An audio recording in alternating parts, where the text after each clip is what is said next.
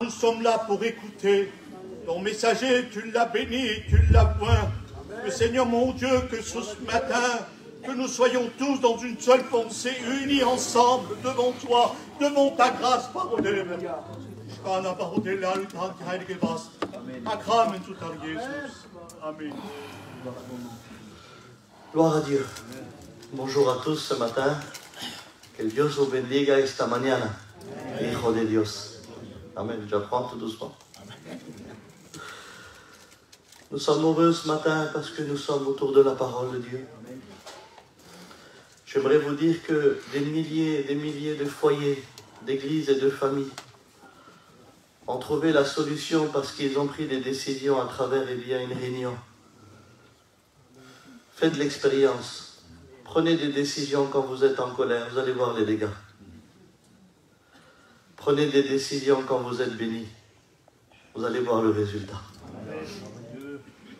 Et c'est pour ça que nous venons dans la maison de l'Éternel. C'est parce que nous voulons être bénis. Nous voulons être remplis. C'est notre désir ce matin. C'est vrai qu'on n'est pas les meilleurs, je ne suis pas le meilleur. Mais être béni, ça vient d'en haut. Ça vient de Dieu. C'est quoi une personne bénie? C'est celle qui parle en langue, qui chante le mieux, qui prêche le mieux? Pas du tout. Quelqu'un qui est béni veut se soumettre à la volonté de Dieu. Il veut marcher avec Dieu. La vie qu'on mène aujourd'hui, nous avons besoin d'être bénis avec nos enfants, avec nos foyers, dans l'église. Quelqu'un de béni, on le ressent, dans son langage, dans son comportement, dans sa marche. Vous savez, être béni, ce n'est pas une surprise, c'est d'être avec Dieu. C'est d'être rempli de Dieu. Voilà, on reste des gitans. Lorsqu'il y a du mélange, ça se voit. Ça se ressent. Mais ça se ressent aussi l'onction de Dieu. Et ce matin, eh bien, nous sommes venus ici pour être bénis à travers la parole de Dieu. J'aimerais, ce matin, dans la simplicité, nous faire réaliser que nous avons besoin de clarté. Il n'y a pas plus beau que la clarté. Lorsque tout est clair. Lorsque c'est clair dans nos regards, lorsque c'est clair dans nos pensées, lorsque c'est clair dans nos vies. Lorsqu'on ne vit pas de nos pensées, lorsqu'on ne vit pas de soupçons, lorsqu'on ne vit pas d'imagination, lorsque tout est clair. Quand tout est clair, on est libre. On respire. La vie, elle est encore plus meilleure. Pourquoi tu dis ça, Abraham? Parce que la Bible, elle est plus vraie que nos regards. La parole de Dieu, elle est plus vraie que nos pensées. Elle reste la parole de Dieu. Et elle, il y a la vie. Et la vie en abondance. Ça veut dire que la parole de Dieu, elle met en éclair toutes choses. Les coins les plus sombres, les moments les plus difficiles. Elle éclaire les hommes. Elle éclaire, eh bien, les messagers. Elle est la lumière du monde. C'est la parole de Dieu. Et j'aimerais vous dire qu'à travers la parole de Dieu, on comprend plein de choses. Et qu'on réalise plein de choses. Je vous le dis ce matin. Celui qui vit de ses pensées, il est mort. Mais celui qui vit des promesses de Dieu et de la parole de Dieu, alors il a bâti sa maison sur le roc. Le vent vient, la pluie vient, mais la maison reste debout. Parce qu'on n'a pas bâti nos vies par des sentiments, ni par des pensées, ni par un état familial, mais simplement par la parole de Dieu. Alléluia. Et la parole de Dieu, elle est vivante. Alléluia. Et je réalise que la clarté, il n'y a pas plus beau. Quand tout est clair, on ne reste pas dans notre coin. On ne se met pas à l'écart. Quand tout est clair, on vit avec nos frères. On vit dans la communion. Lorsque tout est clair, alors on parle avec cœur. Je n'ai pas besoin de stratégie, pas besoin de trouver les mots, pas besoin de chercher les mots, pas besoin d'imaginer comment faire. Lorsque tout est clair, ça vient d'en haut. C'est de l'abondance du cœur que la bouche parle. Et lorsque tout est clair, alors je réalise que je vis pour lui. Et je veux marcher pour lui. Et je veux continuer avec lui. Mais il n'y a que lui qui fait de la clarté. Et cette clarté-là, on en a besoin aujourd'hui plus que jamais. Alors j'aimerais avec vous lire un passage dans la parole de Dieu et puis on va prier le Seigneur avec l'Ancien. Amen. On va lire dans le psaume 73 au verset 16. Écoutez ce qu'il est dit. quand je réfléchis là-dessus pour m'éclairer, c'est-à-dire la clarté dans le problème, dans la situation, mais il ne la trouve pas. Alors il dit, la difficulté fut grande à mes yeux. Et justement, ce matin, je voudrais vous parler du regard par rapport à la clarté dans le regard. La difficulté fut grande à mes yeux, mais il dit, jusqu'à ce que je sois rentré dans le sanctuaire du Dieu fort.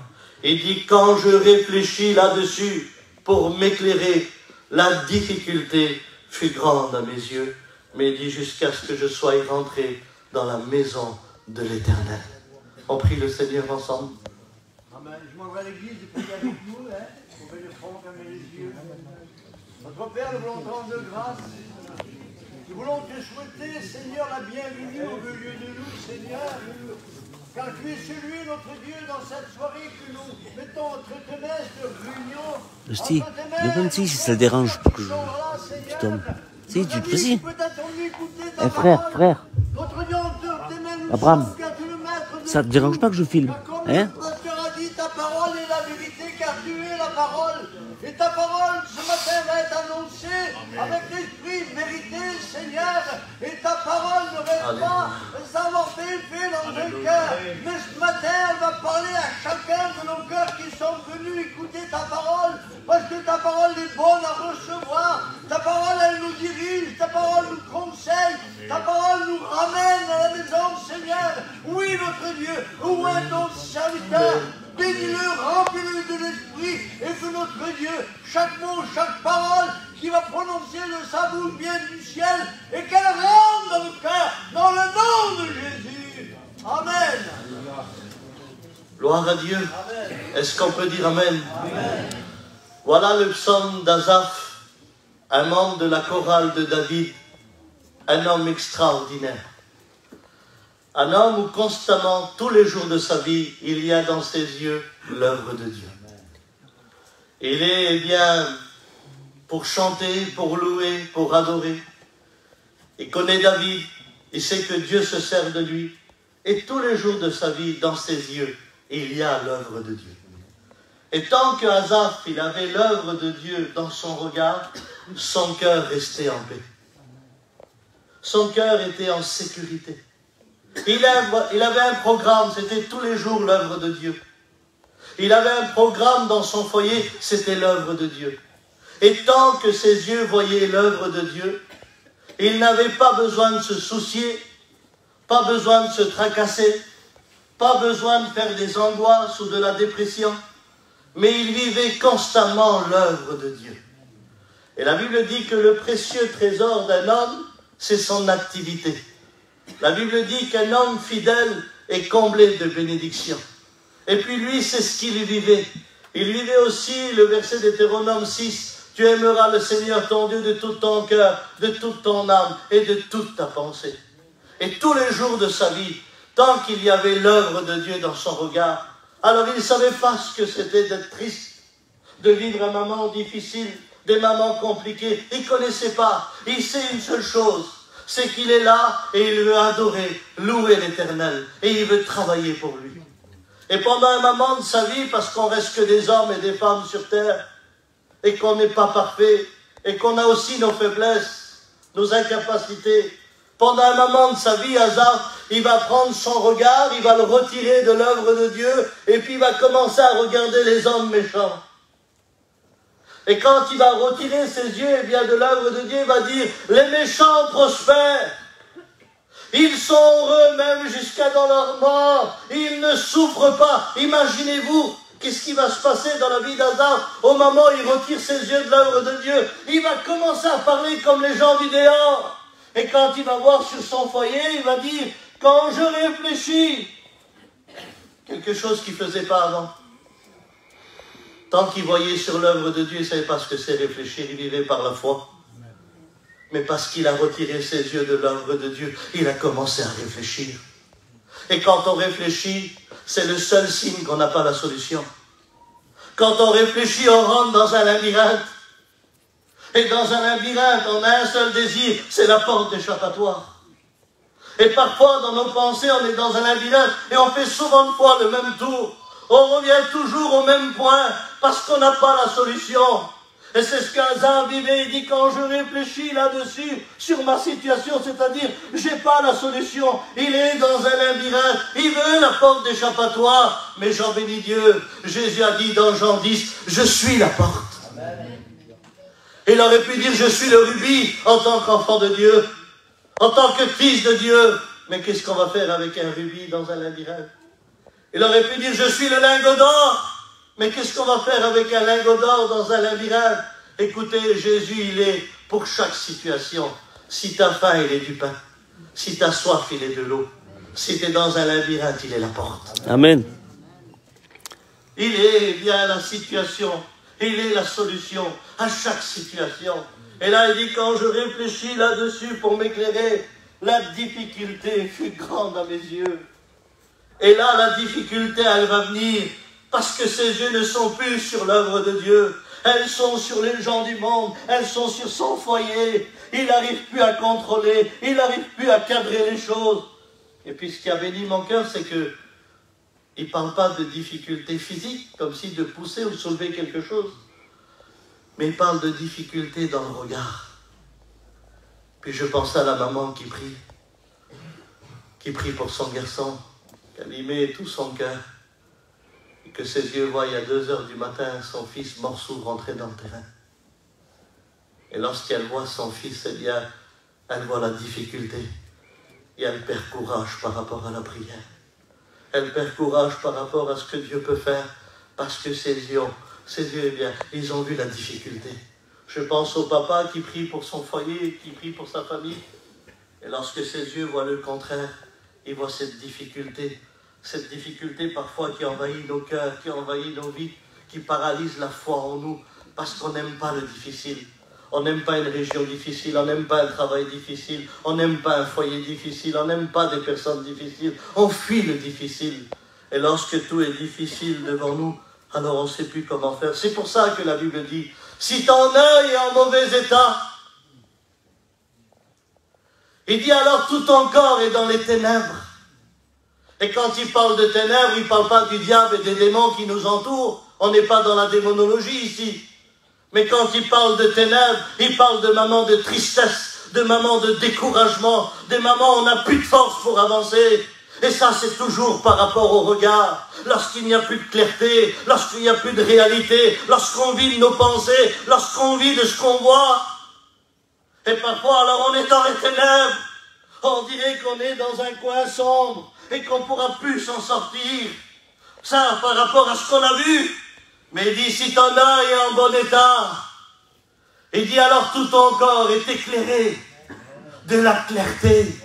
Lorsque tout est clair, lorsqu'on sait par la foi que Dieu peut tout changer, lorsque Dieu peut tout transformer. Oui, mais parfois c'est difficile lorsqu'on voit toujours le négatif, lorsqu'on s'habitue toujours à notre souffrance, à notre peine. Et c'est ce que je vivais un jour. Je vivais ça constamment, les mêmes problèmes devant moi. J'avais ma sœur qui s'évanouissait. Et puis l'hôpital ne trouvait pas, les médecins ne trouvaient pas. Alors tous les jours de ma vie, j'emmenais ma mère et ma femme chez ma sœur. Et pendant ce temps-là, je ne travaillais pas. Et j'avais 2 problèmes devant moi, ma sœur et l'argent, ma sœur et l'argent. À un tel point que je m'avais habitué à ce que je voyais. Comme si c'était normal que je voyais ma sœur s'évanouir et ne pas arriver à travailler. Tous les jours de ma vie, mes yeux s'étaient habitués à avoir les mêmes problèmes, les mêmes difficultés. Avec le respect que je vous dois, je dormais, je savais que demain matin, j'allais voir ma sœur s'évanouir et que j'avais un problème d'argent. On aurait dit que ma vie s'est habituée aux épreuves et aux difficultés de la vie, comme si c'était normal ce que j'avais dans le regard. Je m'avais habitué à cette vie-là et je devais la vivre. Un jour, j'ai dit, Seigneur, je suis ton serviteur. Je ne peux pas habituer mes yeux à voir que de la peine et de la souffrance. Mes yeux sont là pour voir ton œuvre. Seigneur, je veux changer de situation. Et un jour, c'était la période de juin. Je rentre chez moi, je dis, Cathy, ramasse tout, on s'en va. Elle me dit, on va où? Je dis, on part à Gien. Elle me dit, t'es fou? Et ta sœur? Je dis, Dieu va s'en occuper. Elle me dit, on n'a pas d'argent. Je dis, Dieu va pourvoir. Je dis, ramasse tout, on s'en va. Je dis, Cathy, il faut que mes yeux voient l'œuvre de Dieu. Il faut que je voie l'œuvre de Dieu devant moi. J'en ai marre de voir toujours les mêmes problèmes, les mêmes difficultés. J'en ai marre. Et quand j'arrive avec mon camping à Gien, sur le chemin pour rentrer à droite et à gauche, de loin je vois le chapiteau jaune et bleu. Les deux couleurs qui ont retiré la dépression de ma vie. Je savais que là-bas ça louait et ça adorait Dieu. Quand j'arrivais avec mon camping, le petit bonjour de la convention, vous le connaissez, c'est le petit café en dessous des stores, où tout va bien, même si tout va mal, où il y a des sourires, où il y a de la persévérance, et mes yeux voyaient l'œuvre de Dieu. Et parce que mes yeux voyaient l'œuvre de Dieu, je réalisais que dans mon cœur, il y avait meilleur que l'épreuve. Il y avait meilleur que la difficulté. Dieu a guéri ma sœur, Dieu a pourvu à nos besoins, parce que mes yeux avaient revu l'œuvre de Dieu. Et parfois, c'est ce qu'on doit vivre dans nos vies. On doit remettre nos regards sur l'œuvre de Dieu. Et c'est pour ça qu'il dit, Hazard, jusqu'à ce que je sois rentré dans la maison de l'Éternel. Et parfois, on vit des problèmes, des difficultés. Des fois, on pleure dans nos maisons, dans nos campings. Des fois, entre le foyer, là, on dit comment qu'on va faire. Et combien de fois qu'on est venu à la réunion le dimanche matin et que le pasteur ne savait rien de nos vies et qu'à travers la parole de Dieu, il dévoilait nos problèmes, nos difficultés et que Dieu nous donnait la solution. C'est parce qu'il avait le dernier mot. C'est parce qu'il avait le dernier mot. Et Asaph savait que Dieu avait le dernier mot. Et parfois, c'est ce qu'on vit. On vit tellement des moments durs et difficiles qu'on arrive même à dire, mais c'est compliqué, c'est difficile, il n'y a rien qui change, c'est compliqué dans ma vie. Et puis un jour, j'ai un copain à moi qui me dit, Abraham, il dit, viens, je vais t'apprendre les lingages. Il dit, on va couper les arbres. Il dit, tu pourras travailler tous les jours, tu verras, tu vas manger tous les jours. Mais je dis, moi, je ne sais pas faire ça. Et il me dit, viens, je vais t'apprendre. Alors on part avec lui et puis on trouve un petit travail, il faut élinguer un sapin. Et quand le monsieur il signe le devis, j'ai une force qui rentre dans moi. Un courage, j'ai vu devant moi le Leclerc, le gasoil dans la voiture, le McDonald's pour les petits. Je dis, ma journée elle est faite, ça y est. Rien ne me faisait peur. Alors le garçon il dit, moi je monte Abraham, il dit, je coupe les branches et toi tu charges dans le ben. Alors j'avais une joie. Il n'y avait rien qui était dur parce que j'étais content de travailler. Alors je fais 7-8 allers-retours et je charge comme ça dans le ben. Et pendant que je charge dans le ben, les grandes branches de 2,50 m, et quand je reviens, je fais une erreur terrible que j'aurais jamais dû faire. Quand je reviens, mes yeux regardent sur le tas. Et quand j'ai vu que le tas, il n'avait pas diminué, j'ai perdu toutes mes forces.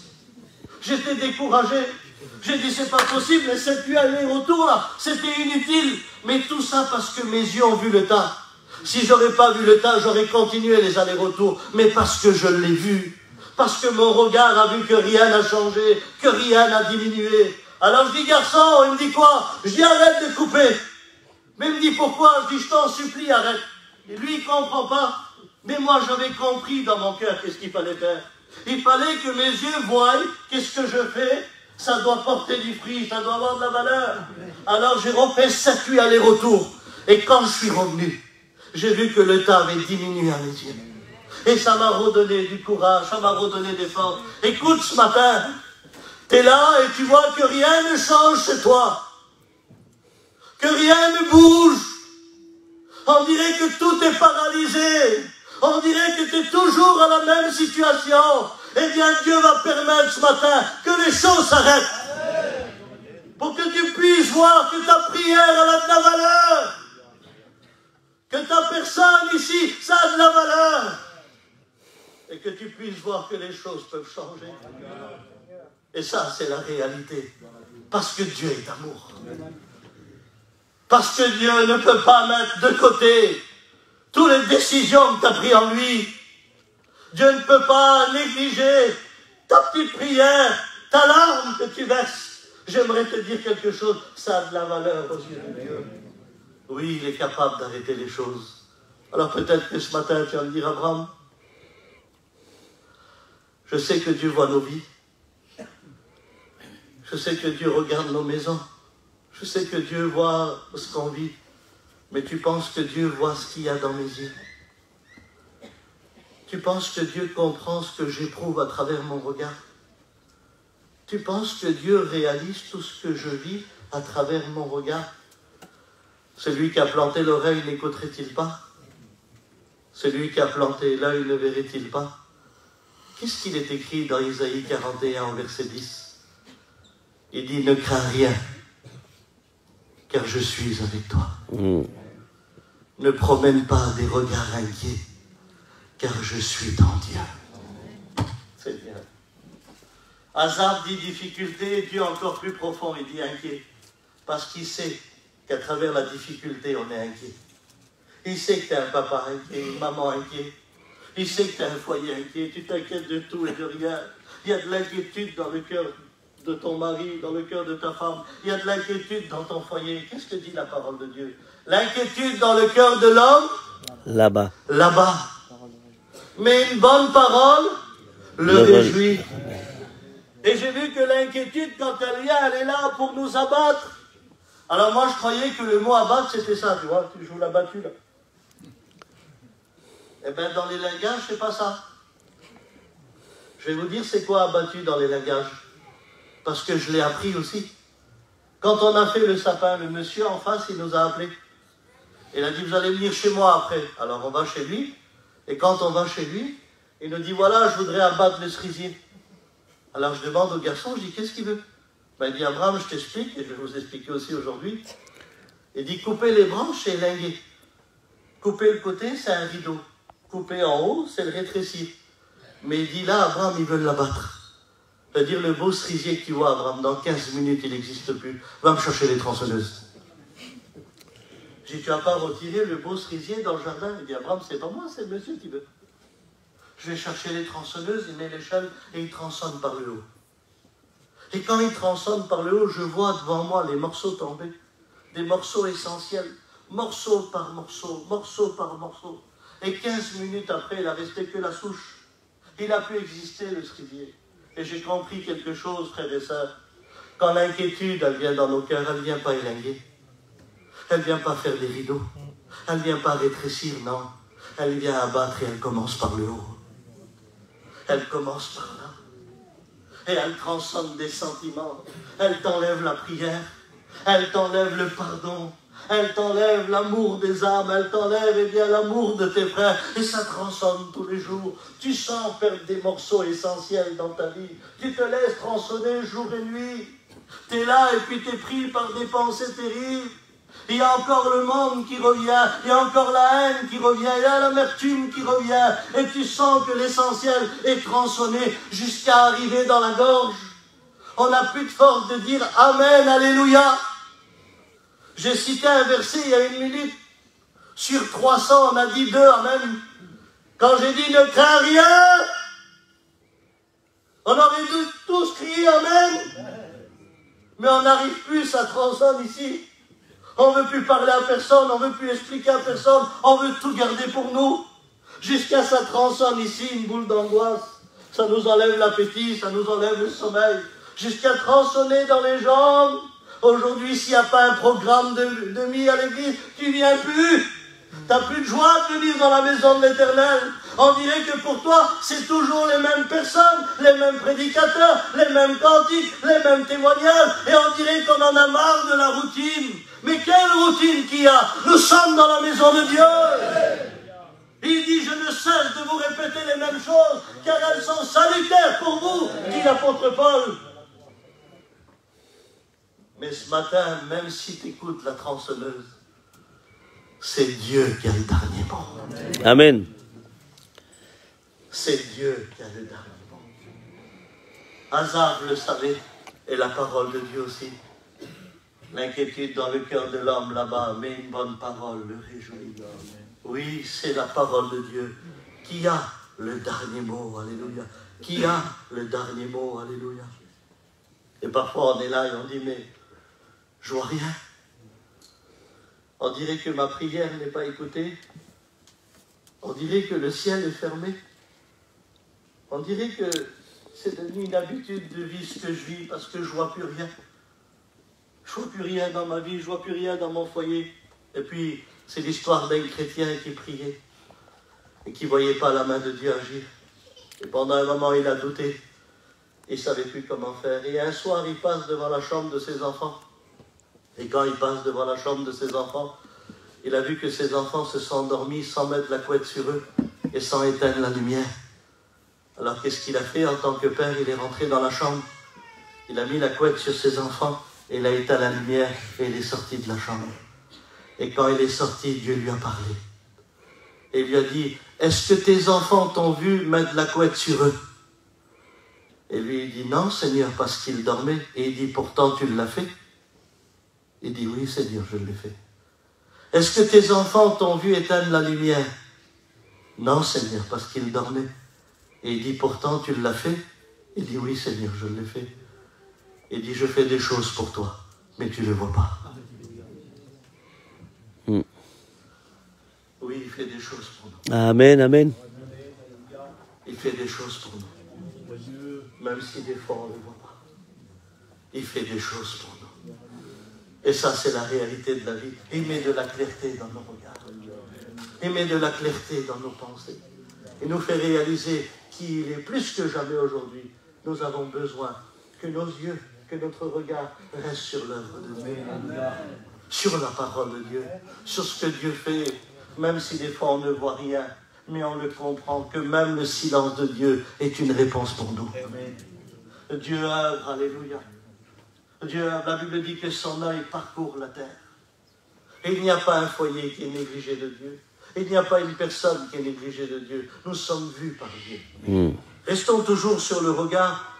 Vous vous rappelez dans le livre de Genèse, au chapitre 3 et au verset 5, je vais vous parler d'un foyer qu'on appelle Adam et Ève.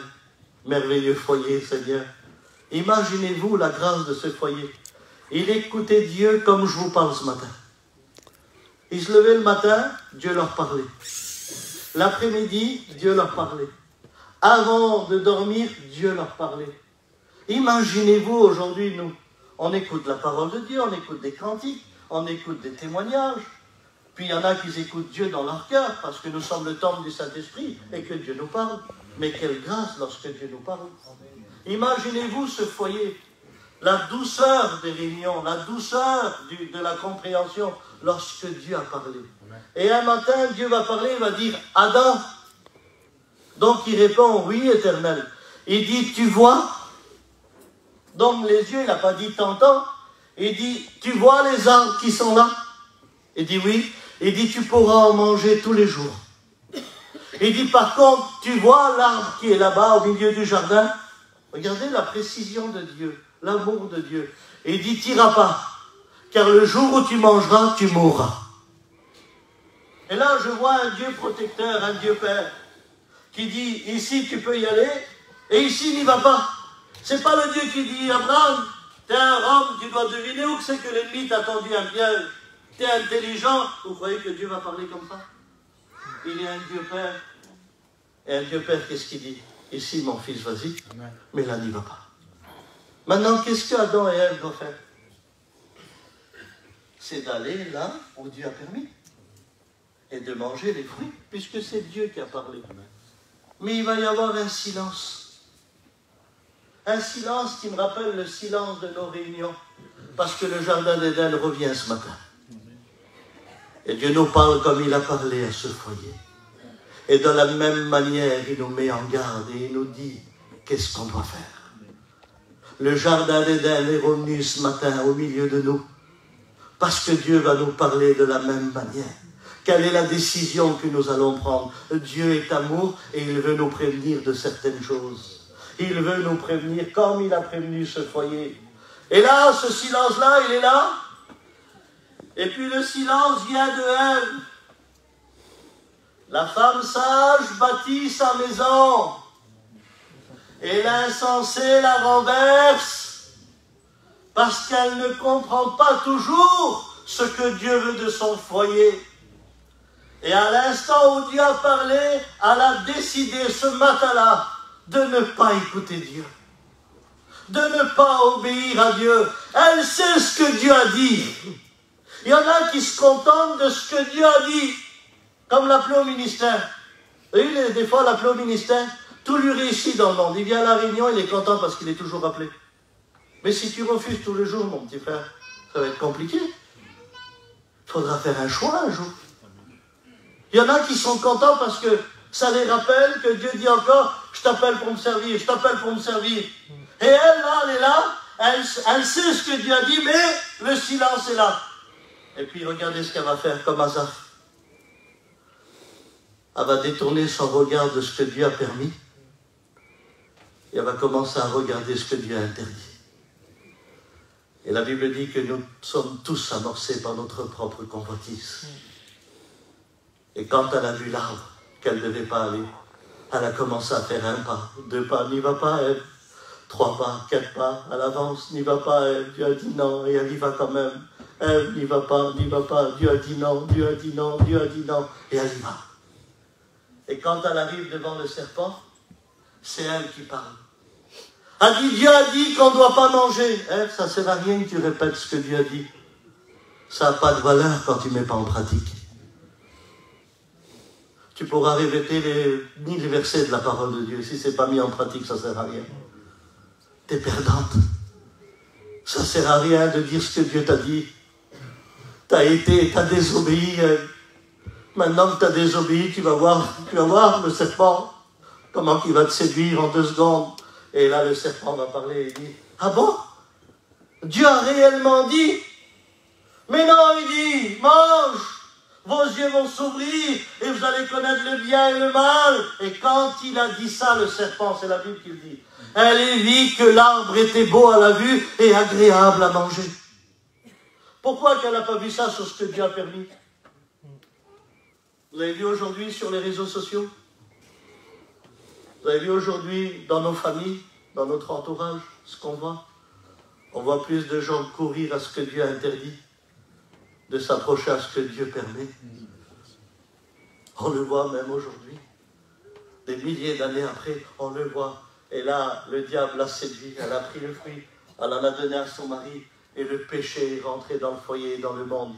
Tout ça parce qu'elle n'a pas obéi à Dieu. Parce qu'elle n'a pas voulu écouter, parce qu'elle a préféré voir ce que Dieu a interdit. Elle était intéressée de ce que Dieu a interdit. Mes frères et sœurs, quel danger lorsqu'on est intéressé par les choses que Dieu interdit. Et quelle importance d'être intéressé de ce que Dieu permet, de ce que Dieu nous guide. Je peux vous faire une comparaison, juste 1 minute, si les frères me permettent. S'il aurait voulu, le Seigneur, il aurait pu parler comme ça. Il dit, Adam, Ève, venez voir. Il dit, tu vois là-bas, il y a un serpent.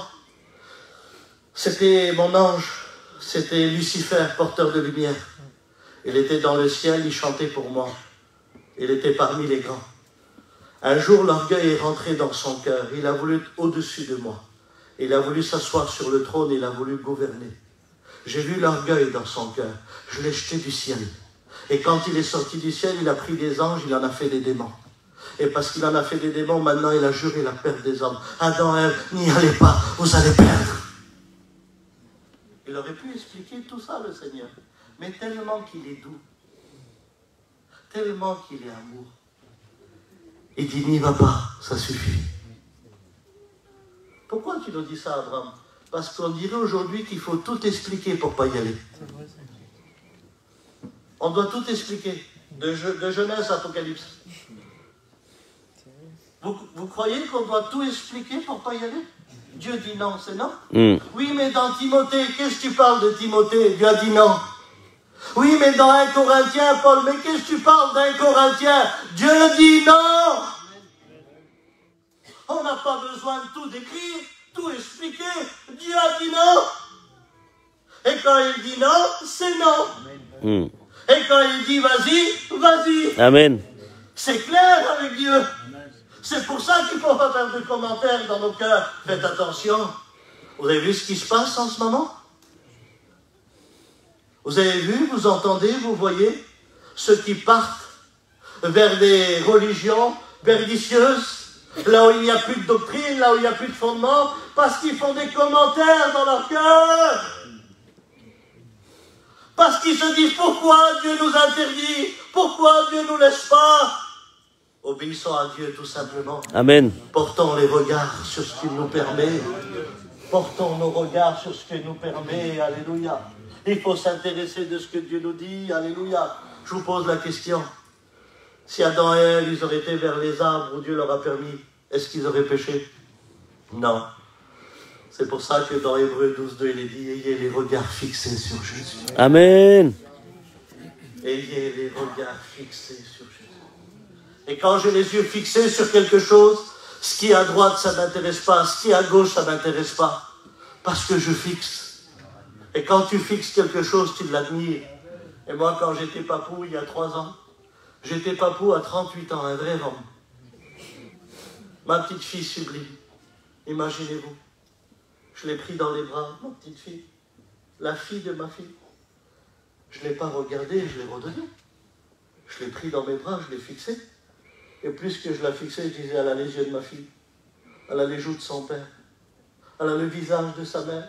Plus que je fixais, plus que je découvrais. Plus que je les regarde fixés sur Jésus. Plus que je découvre sa grâce. Amen. Son amour et sa fidélité. Et je réalise aujourd'hui que plus que jamais, je dois avoir les yeux fixés. Amen. Sur l'œuvre de Dieu. Sur l'œuvre de Dieu. Vous voulez savoir ce matin où c'est que nos yeux sont fixés? Parce que c'est tout simple avec la parole de Dieu.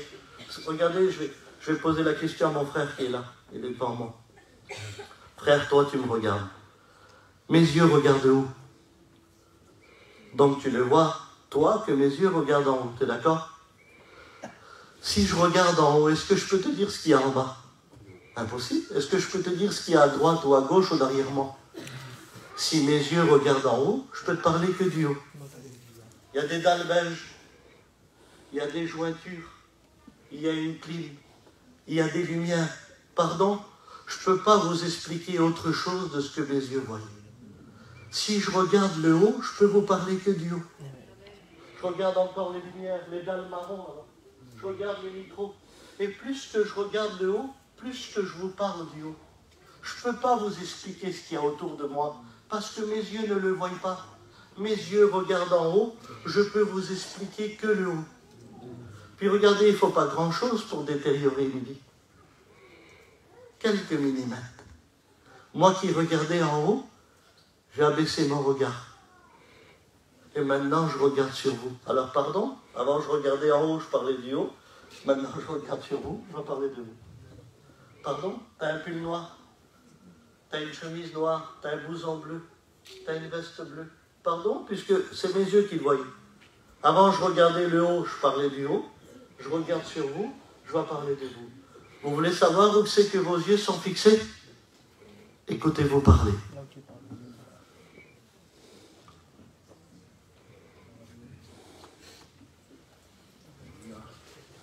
Je vais redire le mot.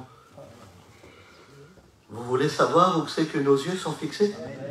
Écoutez-vous parler. Parce que si elles sont sur le haut, crois-moi que dès le matin, tu vas parler du haut. C'est vrai. C'est vrai ce qu'il dit. Mais si elles sont sur nous, dès le matin, tu vas parler de nous. Parfois, la Bible, elle nous fait montrer clairement, à travers notre langage, où nos regards sont portés. Quelle importance d'avoir les yeux fixés sur Jésus. Amen. Quelle importance d'avoir les regards sur le haut. Quelle importance d'avoir le regard sur l'œuvre de Dieu. Vous vous rappelez de cet aveugle dans Marc 8 lorsqu'il vient devant Jésus? Jésus lui dit, que veux-tu que je te fasse? Et lui dit que je retrouve la vue. Qu'est-ce qu'il fait le Seigneur dans la simplicité? Il lui impose les mains. Et quand il lui impose les mains, il lui dit, que vois-tu? Seigneur, il va te voir à toi. Il n'est pas sourd, il t'entend. Mais regardez comment que Dieu est profond. Comment que Dieu sait tout. Que vois-tu? Alors l'aveugle va parler. Il n'a jamais vu de sa vie, il ouvre ses yeux pour la première fois, certainement qu'il a dû faire ça. Je vois des hommes comme des arbres qui marchent. Qu'est-ce que tu vois? Des hommes comme des arbres. Comment ça, des hommes comme des arbres? C'est qui a dit, vous reconnaîtrez l'arbre à son fruit? C'est qui a dit, tout mauvais arbre qui porte de mauvais fruits sera coupé et jeté au feu? C'est qui a dit, il est comme un arbre planté près d'un courant d'eau qui donne son fruit en sa saison, et tout ce qu'il fait lui réussit? Mais on sait qu'il n'est pas Dieu, lui. Et on sait qu'il n'a pas la même vision que Dieu. Mais imaginez-vous qu'il aurait parti les mains de Jésus. Il tombe sur son ombre. Mon homme, toutes tes branches sont cassées, qu'est-ce qui s'est passé? Son oncle, il aurait dit, mais comment tu le sais? J'ai passé plein de problèmes, mais tu vois maintenant? Oui, je vois. Je vois que ça a été compliqué dans ta vie. Il aurait tombé sur son cousin, sur sa tante. Et au lieu de témoigner, il aurait critiqué, jugé, constaté. Vous savez ce que dit la parole de Dieu? Vous le trouverez une fois dans les 4 évangiles. Jésus va lui reimposer les mains. Pas possible. Jésus va imposer les mains 2 fois. Oui. Et quand il va lui imposer les mains la 2e fois, il dit maintenant, comment tu vois? Il dit maintenant, je vois correctement. Je vois distinctement. Je vois clairement. Maintenant, je peux témoigner. Amen. Et dans mon cœur, je dis, Seigneur, pourquoi tu lui as imposé les mains 2 fois? Et le Seigneur me répond dans mon cœur, parce que c'était une nécessité pour lui, Abraham. Et j'ai dit à Dieu, si elle l'est pour moi, reviens m'imposer les mains, Seigneur. Parce que j'ai peut-être parti trop vite après le baptême. Reviens, Seigneur. Reviens m'imposer les mains. Parce que moi, ma vie, je ne veux pas qu'elle soit critique, constatée et jugée. Mais je veux témoigner et parler de toi. Amen.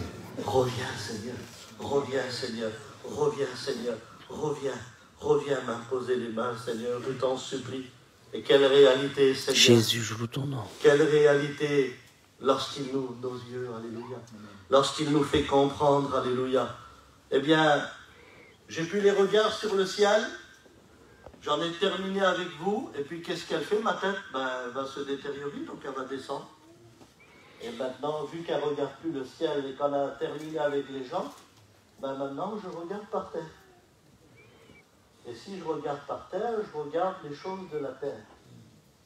Et vu que je ne regarde plus le haut, qu'est-ce que j'ai décidé avec mon foyer? J'ai décidé de devenir archéologue.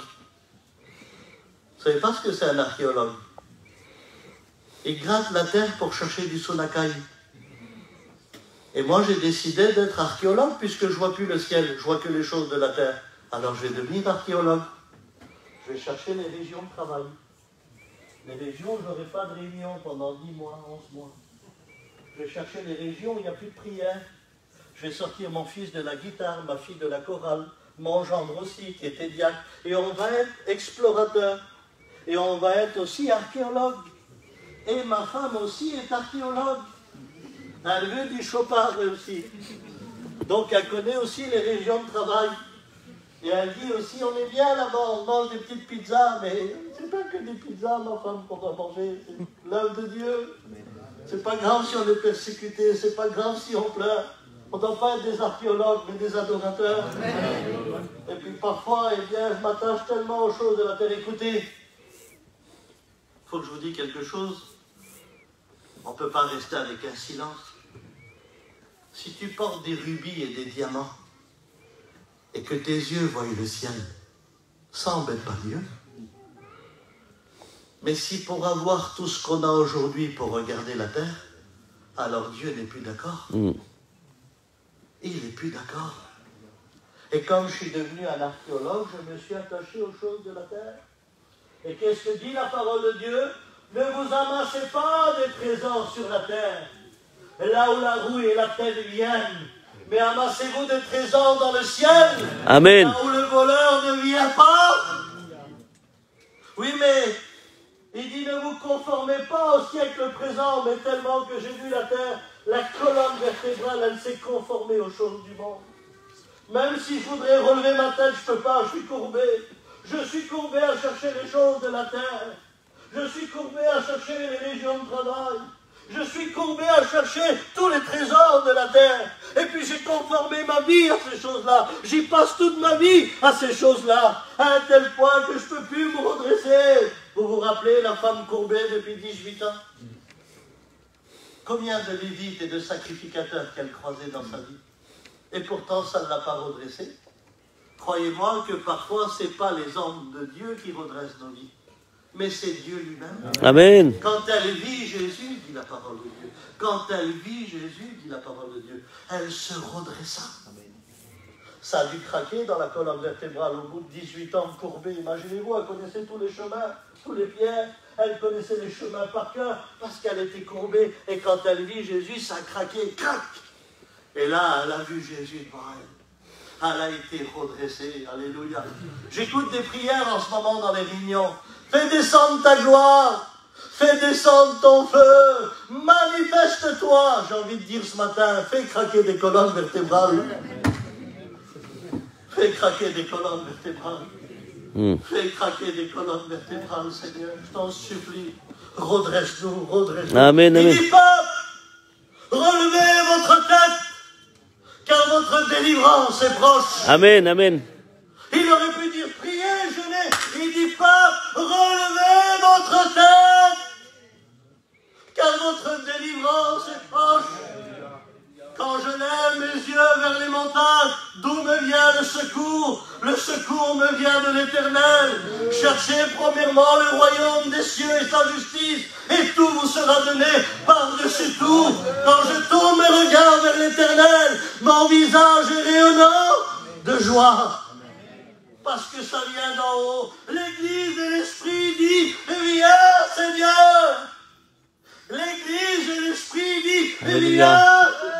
C'est ceux qui ont les regards vers le haut et pas sur les choses de la terre.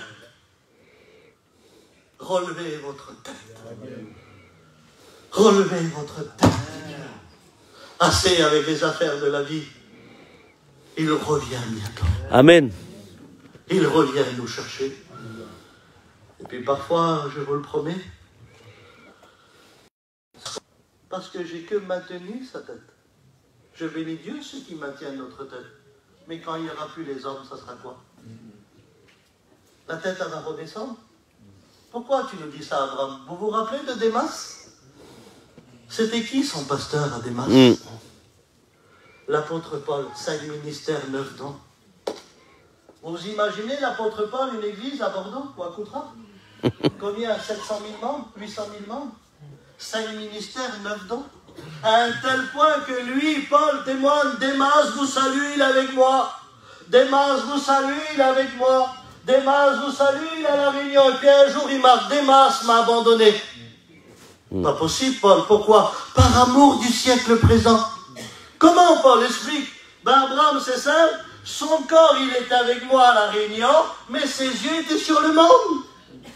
Même si tu as la meilleure doctrine, le meilleur pasteur, si tes yeux sont sur le monde, tu finiras là où tes yeux regardent. Et ça, c'est important. C'est important. Vous vous rappelez de cet homme au bord de la fenêtre qui écoutait le discours de Paul? Il regardait Paul, il regardait dehors. Il regardait Paul, il regardait dehors. À un point, qu'est-ce qui s'est passé? Il a tombé par la fenêtre. Par les vertiges. Faites attention aux vertiges entre Dieu et le monde, Dieu et le monde, Dieu et le monde. Faites attention. Quand on est là à écouter Paul, on n'écoute pas ce qui se passe dehors. On ne s'intéresse pas aux choses du dehors. C'est pour ça qu'on tombe parfois. Si on s'intéresse à Dieu, c'est à Dieu lui-même. Alors il a vu le monde. Fixe une auto, tu l'auras dans le terrain. Fixe une chemise, tu l'auras sur toi. Fixe une montre, tu l'auras sur ta main. Et je vais me retenir parce que j'ai un grand respect pour l'Église. Mais je sais que le Saint-Esprit fera le reste. Amen. Faites attention, vous avez vu autant de foyers détruits aujourd'hui. Autant de remariages. Faisons attention, frères et sœurs. Il est important ce matin qu'on relève notre tête. Amen. Il est important ce matin que Dieu relève notre tête. Il est important ce matin que la colonne vertébrale soit redressée que pour le royaume des cieux. Amen. Vous savez, même si ce matin je suis rentré debout comme ça, lui il sait que parfois je suis courbé. À lui je ne cache rien du tout. Il connaît nos vies, il connaît nos cœurs. C'est important ce matin qu'il relève notre tête. Gloire à Dieu. C'est important ce matin qu'il relève notre tête. Parfois on cherche les grands messages. Parfois on cherche les grandes bénédictions. Parfois on cherche les meilleures choses. Et puis des fois dans la réunion, c'est les choses les plus simples. C'est relever notre tête. Amen. Relever notre tête. Relever notre tête. Les frères, pouvez ouvrir un petit peu. Je vous demande pardon, juste une minute. Vous vous rappelez de Pierre? Lorsqu'il est dans la barque, il voit Jésus marcher sur l'eau. Et quand il voit, vous savez ce qu'il dit, Pierre? Il dit, Seigneur, si c'est toi, permets que je vienne. Qu'est-ce qu'il dit le Seigneur? Viens, viens. Dans la simplicité, viens. Mais écoutez, ce n'est pas une poésie, ce n'est pas une histoire pour faire endormir les enfants, c'est un fait réel de la parole de Dieu. Ce qui est écrit, c'était accompli. Ça s'est fait en réalité. Pierre, qui a jamais de sa vie, marché sur l'eau, il connaît pourtant le lac, il pêche depuis des années. Il sort le pied de la barque parce qu'il a Jésus dans son regard, parce qu'il a laissé de le regarder à lui, c'est de le voir à lui. Pourquoi tu ne pries plus? Parce que tu vois le négatif. Pourquoi tu ne viens plus à la réunion? Parce que tu vois le négatif. Pourquoi tu ne lèves plus ta main? Parce que tu vois le négatif. Pourquoi tu as rétrogradé? Parce que tu as vu le négatif. Pourquoi tu ne te convertis pas? Parce que tu vois le négatif. Relève ta tête. Amen, Jésus. Réalise ce qu'il y a devant toi. Réalise ce qu'il y a devant toi. Et puis là, il avance, il avance, il avance, il avance. Et tant qu'il a Jésus dans son regard, il avance, et il avance. Et pendant un moment, il n'a pas bu, il n'a pas fumé. Il n'a pas été en boîte de nuit, Pierre. Il n'a pas été joué au tiercé, au loto. Je vais vous faire voir à travers la parole de Dieu qu'il faut peu pour sombrer. Il faut peu pour tomber. Pourtant, le péché fait tomber. Mais je vais vous faire voir que des fois, les choses les plus petites de la vie nous font tomber. Vous savez ce qui se passe? Il va faire comme Hazard, comme Ève. Parce qu'il reste un homme aussi. Un tourbillon va se lever. Un vent violent va se lever. Regardez ce qu'il va faire, Pierre. Lui qui regardait Jésus, il va commencer à détourner le regard. Et quand on va détourner le regard pour voir d'où vient le tourbillon, parce qu'il a vu le tourbillon et qu'il n'y avait plus Jésus devant lui, il va commencer à sombrer. Ça y est, il ne marche plus. C'est fini, il sombre. Il se noie. À un tel point qu'il sombre, il ne veut pas que la tête elle soit en dessous l'eau. Pas plus que pour lui, c'est une crainte que Dieu ne va plus l'écouter. Alors il dit, Seigneur, sauve-moi! Et qu'est-ce qu'il fait, Jésus? Il lui tend la main, il le sort de l'eau et il le remet dans la barque. Il lui a dit, gens de peu de foi, pourquoi avez-vous douté? Il l'a remis dans la barque. Il l'a remis dans la barque. Alléluia. Je peux vous poser une question? Est-ce que Pierre pouvait calmer les tourbillons et les tempêtes? Non, hein? Alors pourquoi tu regardes ce que tu ne peux pas arrêter et ce que tu ne peux pas empêcher? Pourquoi tu regardes les choses que tu ne peux pas arrêter? Pourquoi tu regardes les problèmes de la vie comme si tu étais maître de la situation? Ne sais-tu pas que lorsqu'on s'est converti, c'est Dieu qui a pris le relais? Pourquoi on regarde les situations de nos vies? Pourquoi on détourne les regards du Maître? Pourquoi on regarde ce qui nous fait peur? Voilà pourquoi parfois on sombre. Pierre a crié, donnez des robes, on nage. Ah oui, hein? On ne va pas dire qu'on a vu les tourbillons.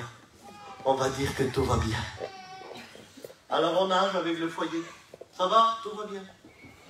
T'as pas vu de tourbillon, Abraham? Non? T'en as vu, toi? Pas vu de tourbillon? Ça va? Tout va bien? Je suis là. Mais Abraham, tu vois que tu nages? Tu marches plus? Non, mais c'est rien, ça. Je nage? Tout va bien. Tout va bien. Séminaire en Espagne. Allez, natation. 1100 km. Allez. Au séminaire, on nage. Il y en a des mal. Tout va bien, ça va? T'as sombré, Abraham? Non. Tout va bien. Et on nage. L'apparence, la façade. On n'ose pas dire qu'on a sombré. On n'ose pas dire que nos regards ont été détournés du Maître. On nage. On nage tellement bien que... Séminaire à la neige, natation en arrière. Allez, maître nageur. Et pendant des années, j'ai nagé et j'ai fait montrer que tout va bien alors que tout allait mal. Et l'apparence, elle fatigue. Elle fatigue à un tel point que tu n'as plus de force pour faire montrer que tout va bien. Pourquoi nager? On a sombré. Pourquoi pas avouer? On a vu les tourbillons. On a vu les tourbillons de nos vies. Arrête de croire que c'est ta belle-mère le tourbillon, que c'est ton beau-père. Arrête de croire que le tourbillon de ta vie, c'est ta famille. Arrête. C'est les épreuves, les problèmes de la vie de tous les jours. Restons les regards fixés sur Jésus. Amen. Restons les regards fixés Gloire à Dieu. Pourquoi tu tournes la tête toutes les minutes? Pourquoi tu as peur des épreuves? Tu crois que la vie chrétienne, c'est quoi? La petite maison dans la prairie? Ou quand tu tombes dans les fleurs et que tout va bien? La vie chrétienne a l'effet de larmes, de crainte, de doute, d'agitation, mais de fermeté, d'intégrité, de sainteté. Amen. Il est celui qui essuie nos larmes. Il est celui qui nous console, qui nous relève. Il est celui, alléluia, en qui je fais confiance. Pourquoi je vais tourner mes regards? Pourquoi je vais nager? Non. Je vais avouer, je vais lui dire au Seigneur, Seigneur, j'ai vu les tourbillons. J'ai vu. Et j'ai sombré. Je ne veux plus nager ce matin. Je veux rentrer dans la barque. Je veux rentrer dans la barque. Je veux rentrer dans la barque. Je peux vous poser une question dans la simplicité? Est-ce que c'est Jésus qui l'a appelé ou c'est lui qui s'est proposé? C'est lui qui s'est proposé. Les hommes d'exploit, les foyers d'exploit, que quand ils voient Jésus, ils ne veulent pas rester dans la barque, il faut qu'ils fassent quelque chose. Gloire à Dieu pour ceux qui sont vaillants. Mais être vaillant en Dieu, c'est de faire ce que lui nous dit de faire. Amen. Pas ce que nous, on lui propose. C'est pas d'être vaillant, ça, c'est d'être premier partout. Comme Paul a dit, j'ai écouté que quelques-uns parmi vous veulent être les premiers. Il le dit, Paul, à l'église. Il courait, eux. Ça veut dire que quand il l'a dit, moi aussi je veux marcher, moi aussi Seigneur, moi aussi. Le Seigneur tellement saint va bien, mais je ne vois pas l'intérêt, je viens dans la barque avec toi. Tu vas venir toi avec moi. Non, il veut faire quand même un exploit. Lui. Et on appelle ça des gens frustrés. Vous savez ce que c'est la frustration? Moi j'ai été guéri sur un séminaire avec René Zanelato. Un frustré, c'est celui qui a fait quelque chose et que ça n'a pas marché, il ne veut pas recommencer. Il est complexé, il est vexé, il est frustré. Il est dans son coin et se dit, voilà, ce que j'ai voulu faire, ça ne marche pas. Mais c'est normal, c'est toi qui proposes. Des fois, ça ne marche pas ce que nous, on propose. Il sait qu'on est créatif. Qui on est, nous, pour proposer des choses à Dieu? Un jour, j'étais en Suède. Et puis, justement, j'étais avec Boy. Et puis, il y a 3 serviteurs qui viennent vers nous. Et c'était novembre, décembre. Et un pasteur, il dit, moi, j'ai proposé ça à Dieu pour la nouvelle année. Et l'autre, il dit, moi, j'ai proposé ça à Dieu pour la nouvelle année. Et l'autre, le troisième, il dit, moi, j'ai proposé ça à Dieu pour la nouvelle année. Et dans mon cœur, je dis, Seigneur, tellement que t'es amour, tu ne peux pas en écraser 2 et élever un. Tu ne fais pas ça, toi. À part si les 2 sont dans les reins. Je dis, les frères, au lieu de proposer 3 plans à Dieu et qu'il en valide un, vous ne voulez pas que Dieu vous donne un plan à tous les 3? Et parfois, c'est la réalité de la vie. Ce que nous voulons, c'est que Dieu nous donne des choses à faire et à obéir humblement. Ne soyons pas remplis d'ambition, soyons remplis de foi. Ne soyons pas remplis d'ambition, mais remplis, bien, de patience, de vie avec lui. Ne reste pas frustré. Il te remet dans la barque. Il a meilleur pour toi. Ne reste pas avec tes pensées, avec ton négatif. C'est pas parce que ça n'a pas marché qu'il n'est pas avec toi. C'est parce qu'on a proposé des choses, parfois, et que ça vient de nous. Rentre dans la barque, il a meilleur pour toi. Il a meilleur, ne reste pas découragé, ne reste pas sur ta défaite. C'est rien, remonte dans la barque. Pourquoi tu dis ça, Abraham? Parce que quand Jésus a dit, m'aimes-tu plus que cela, Pierre? Il dit oui, alors paie mes brebis, paie mes agneaux. Quand ça venait de Jésus, première prédication, 3000 âmes. Deuxième prédication, 5000 âmes. C'était pas plus beau de sauver des âmes que marcher sur l'eau? Mes frères, est-ce que ça vaut le coup de faire des exploits et qu'on néglige les âmes? Eh bien, avec Dieu, c'est ça. Il donne plus d'importance à sauver les âmes qu'à faire des exploits. Pas besoin qu'on soit écouté ou qu'on soit vu. Du moment qu'on obéit à ce qu'il nous dit. C'est ça le plus beau. Et c'est ça, servir Dieu.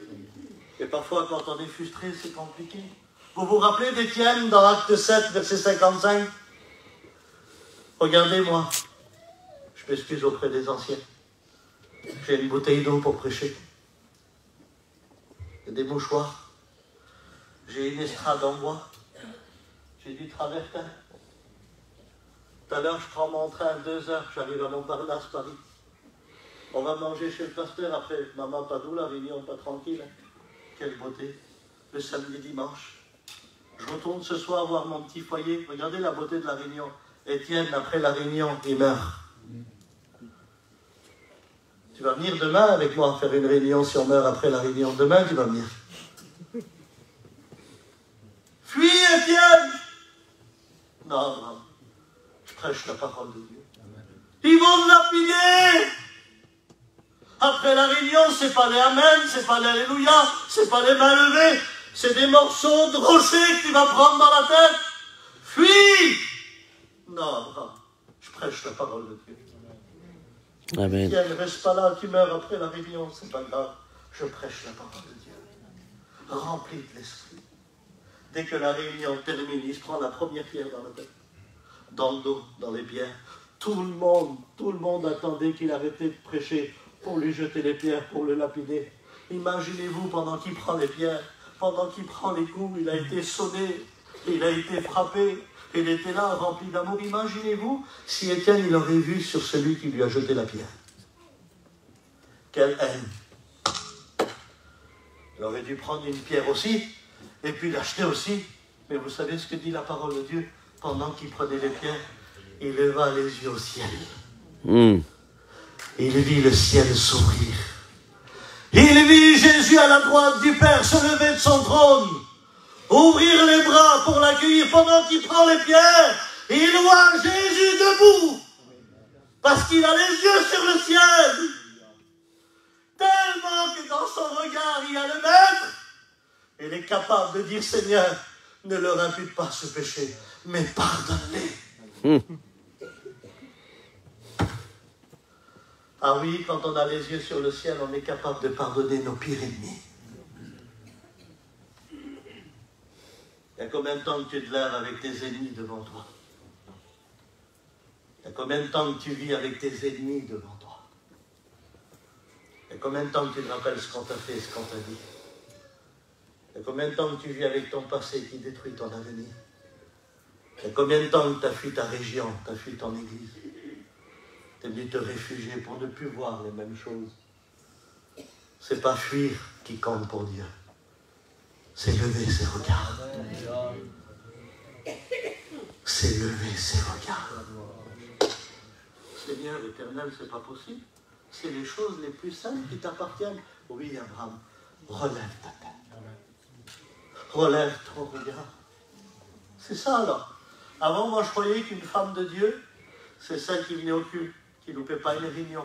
C'est des qualités de femme de Dieu. Et ça, c'est la réalité. Mais un jour, il y avait un homme, et il dit, regarde ta fille, regarde ce qu'elle nous fait, regarde les problèmes qu'elle nous amène. Et puis là, tu as la femme. Elle regarde vers le ciel. Elle dit, mon mari, je ne la regarde pas, parce que si je la regarde, je m'angoisse et je suis triste. Je préfère regarder celui qui peut changer sa vie. Je préfère rester stable. Ne pas rentrer dans une folie de panique, mais de savoir que le secours me vient de l'Éternel. Oh, ça c'est une femme de Dieu.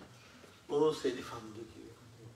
Que c'est beau, Seigneur, les qualités qui viennent d'en haut. Amen. Tout ce qui vient d'en haut, c'est bon. Pour l'Église, pour le ministère, pour nos assemblées, pour la veuve, pour l'orphelin, pour le diacre, pour le guitariste, pianiste, pour le trésorier.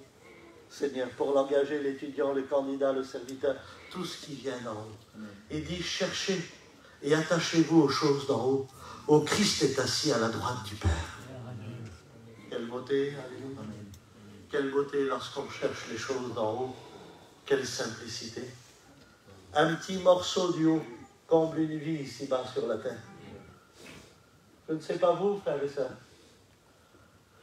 Mais on n'a pas besoin d'être prophète aujourd'hui, de rentrer dans des terrains, dans des maisons, dans des campings et de savoir que le ciel est là. C'est beau un foyer qui représente le ciel. Que c'est beau lorsque le ciel vit chez nous. La communion. Que c'est beau lorsque les choses viennent d'en haut, alléluia. Une vie spirituelle, une vie stable, une vie de Dieu. Dans 2 Rois 6, verset 14, il y a le petit prophète tout simple. Et il y a un méchant roi et une méchante armée. J'aimerais vous partager un mot que le Seigneur m'a partagé dans mon cœur pour ma famille. Et puis là, quand il voit la méchante armée, il y a un petit serviteur à côté de lui. C'est nous ça, des fois. Et il dit au prophète, il dit, prophète, il dit, ils sont plus que nous, on est morts. Le prophète, l'homme de Dieu, écoutez, ne t'inquiète pas, on est plus que. Frères et sœurs, les anciens sont là. Quand un prophète parlait, c'était important. Hein. Quand un prophète parlait, c'était pesé les mots.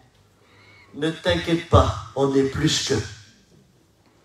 Alors, pardon, tu vas me dire Abraham, il fait du théâtre. Alors je me mets à la place du petit serviteur là. Je regarde. Pardon, Seigneur, il a pris par panique, il a dit, il est devenu fou le prophète là. Il dit, mais on n'est que deux. S'il aurait voulu le prophète, qu'est-ce qu'il aurait dit? Tu comprends rien, tu vois rien. Tu es avec moi dans les réunions, tu es avec moi dans la vie de Dieu et tu vois rien. Comme nous, on se dispute dans le foyer. Tu comprends rien, tu es toujours avec ta mère. Donc tu comprends rien ce que je fais moi. Tu peux pas m'aider, tu es un obstacle pour moi. Tu vois pas alors? Je viens des réunions, regarde comment tu parles, regarde comment tu cries, et vice versa. Combien de fois qu'on a dit tu vois rien, et tu vois rien. Le prophète, comme c'est un homme de Dieu, il a compris que lui, il ne voit pas ce que lui il voit. Alors l'homme de Dieu ne crie pas. Vous savez ce qu'il dit? Ô Éternel, ouvre ses yeux. C'était pas compliqué. Il a compris que lui, il ne voyait pas ce que lui il voit. Et quand il a demandé à Dieu qu'il ouvre ses yeux, quand le petit serviteur qui paniquait, ses yeux se sont ouverts, il a vu des myriades d'anges entourer le prophète. Amen. Prêt à le défendre. Et quand il a vu les anges, il a dit c'était vrai, c'est ce qu'il voyait lui. Mais moi je ne le voyais pas. Arrêtez de vous disputer avec vos enfants, avec vos foyers. Demandons à Dieu qu'il ouvre leurs yeux. Arrête de discuter, arrête de divorcer. Je te le promets. Je te le promets. Il ne voit pas ce que tu vois. C'est malheureux. De dire, mais Abraham, je ne te comprends pas. Il ne voit pas ce que tu vois. Et elle ne voit pas ce que tu vois. Arrêtez de vous tuer. Arrêtez de vous dire des paroles. Je vous en supplie, arrêtez. Arrêtez, je vous en supplie, arrêtez, arrêtez. Ils ont les yeux fermés. Demandons à Dieu qu'il ouvre leurs yeux. Amen. Quelle importance. Alléluia. Quelle importance qu'il ouvre nos yeux. Amen.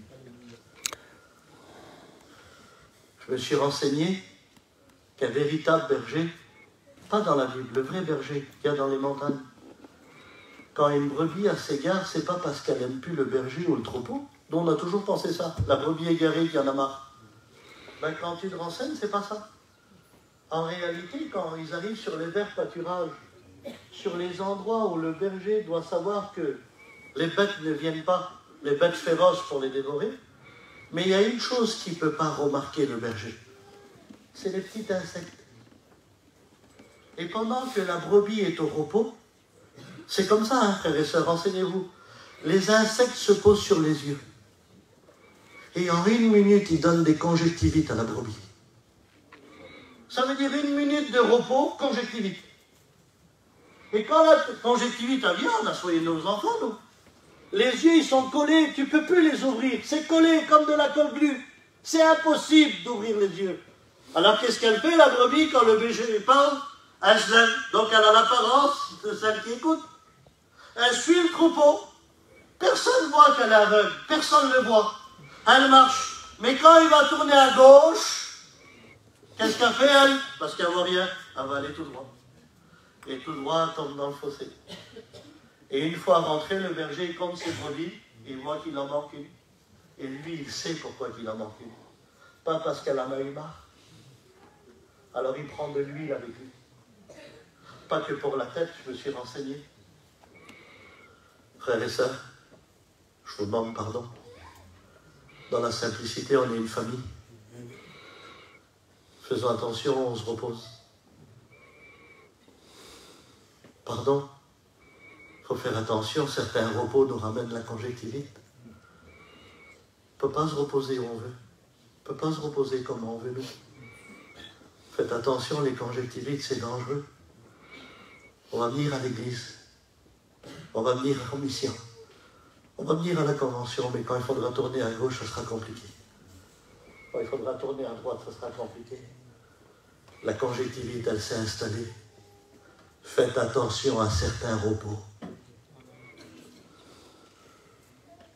Ah, ça y est, encore un fou. Encore un fou qui nous dit qu'on ne peut pas faire ce qu'on ne veut, pas du tout. Faites attention, il y a des repos qui nous rendent aveugles. Faites attention, certains repos nous mettent en danger. Faites attention à certaines conjonctivites. Qu'est-ce qu'il fait, le petit berger? Il n'a pas le droit d'ouvrir les yeux de force. La brebis peut tomber aveugle. Et on n'a pas le droit d'ouvrir vos yeux. On n'a pas le droit d'ouvrir mes yeux de force. On n'a pas le droit. Je n'ai pas le droit de vous forcer à voir. Ça peut tomber aveugle. Vous savez ce qu'il fait, le berger? Il met de l'huile dans les narines de la brebis. Et l'huile va jusqu'à derrière les yeux. Et il guérit la conjonctivite. Et après, une fois que l'huile a atteint les yeux, quelle beauté, une vie remplie du Saint-Esprit. Quelle beauté, une vie, ouais. Alléluia. Quelle beauté quand tu es rempli de Dieu. Quand lui, il vient. Quand il remplit ton regard. Quand il remplit ta vie. Alléluia. Quelle beauté, Seigneur. Quelle beauté. C'est une réalité de vie. Et puis ce matin, j'aimerais vous dire que le berger, il est là. Et il sait qu'il y a une conjonctivite. Ne vous inquiétez pas, il n'ouvrira pas les yeux de force. Mais il va verser 100 000. Il va verser 100 000 ans pour qu'on ouvre les yeux. Pourquoi tu as peur de ta belle-fille?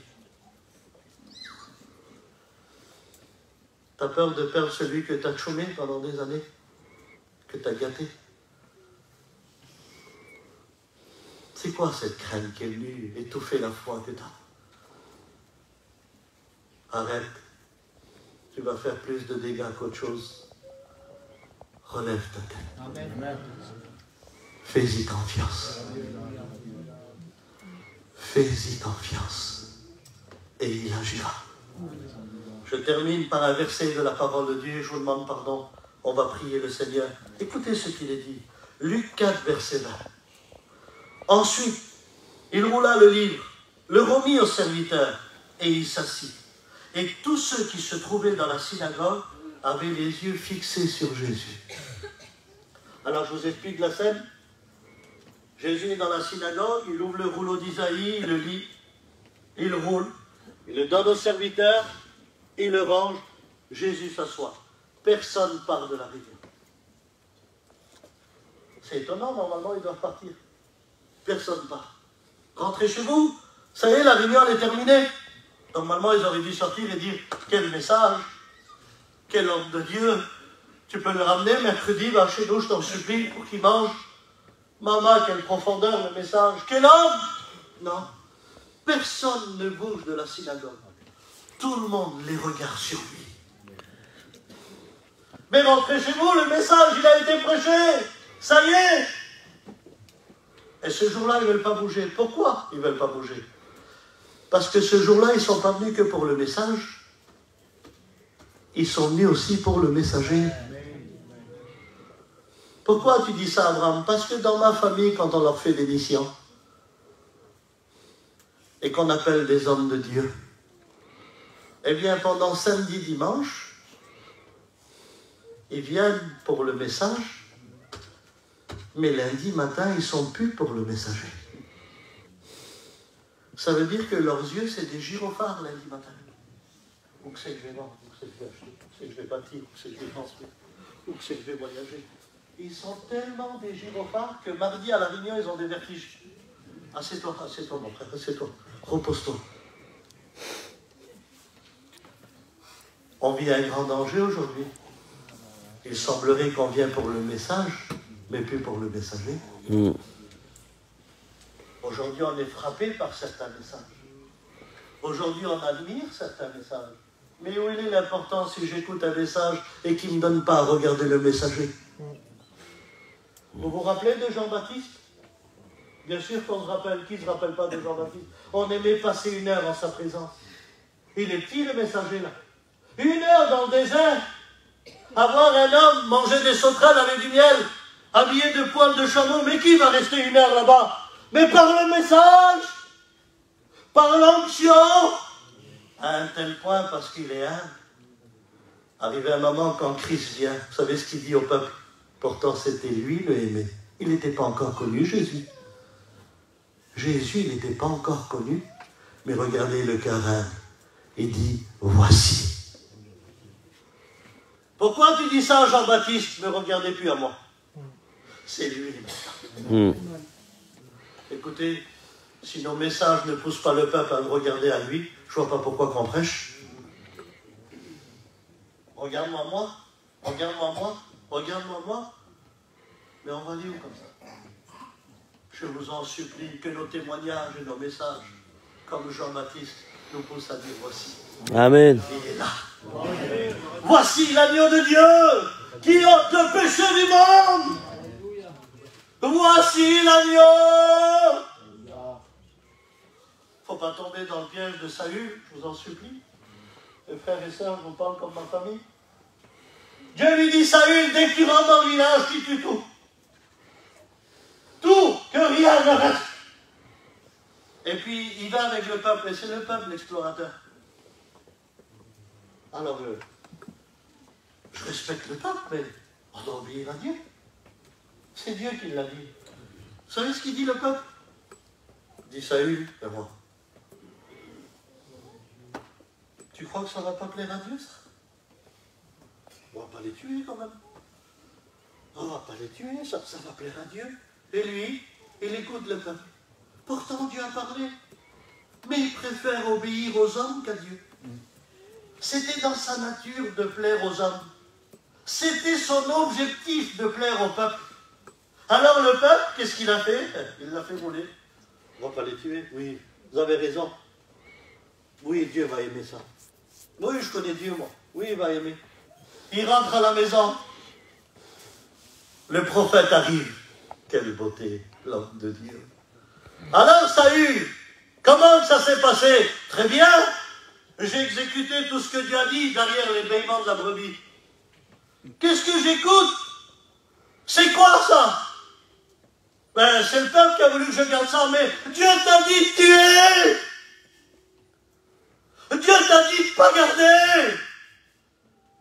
Mes frères, faites attention que derrière nos louanges et nos adorations, il n'y a pas des bêlements, des choses qu'on a gardées.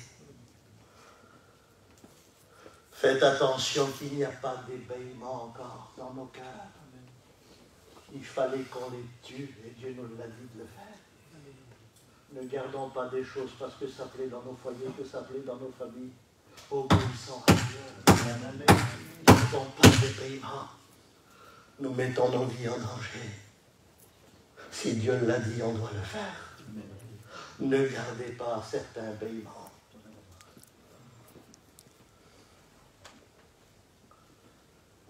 Ça veut dire quoi, Abraham? Ça veut dire que ce matin, si on prend la décision, qu'on n'est pas venu simplement pour le message, mais pour le messager. Alors ce matin, Seigneur, je te demande pardon, mais je prends la décision. Je veux relever ma tête. Dans la simplicité. Qui voudrait relever sa tête? Que Dieu relève sa tête. Moi, je le veux dans la simplicité. Vous le faites dans la simplicité. Dieu vous voit. J'aimerais qu'on se lève un instant. Ceux qui le veulent.